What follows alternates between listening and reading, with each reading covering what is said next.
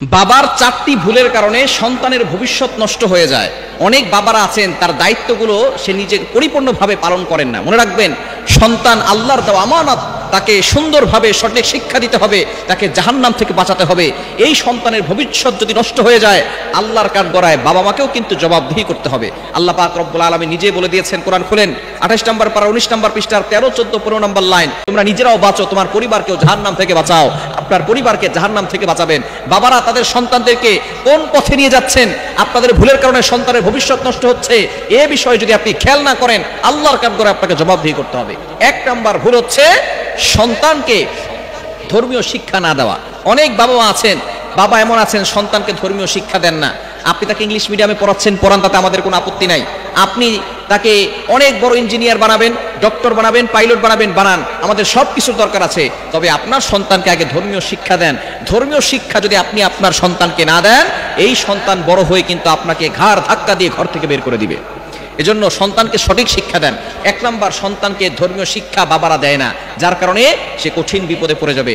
2 নম্বর হচ্ছে সন্তানের সামনে কখনো আপনার স্ত্রীকে গালিগালাজ করবেন না, অপমান করবেন না, বকা দিবেন না, তাকে কখনো তুচ্ছ-তাচ্ছিল্য করবেন না। এটা সন্তানের উপরে খারাপ প্রভাব পড়ে। অনেক বাবারা এটা বুঝে না। সন্তানের সামনেই স্ত্রী যদি ভুলও করে থাকে, আপনি আপনার স্ত্রী হতে পারে, সে কিন্তু একজন মা, আপনার সন্তানের মা, তার সাথে সুন্দর ব্যবহার করুন। কখনো সন্তানের সামনে স্ত্রীকে গালিগালাজ করবেন না, স্ত্রীকে অপমান করবেন না, তাহলে আপনার সন্তান নষ্ট হয়ে যাবে। সেও বড় হয়ে আপনার সাথে খারাপ ব্যবহার করবে, আপনার সাথে ভালো ব্যবহার করবে না, তার স্ত্রীর সাথেও খারাপ ব্যবহার করবে। এজন্য অবশ্যই সতর্ক থাকতে হবে।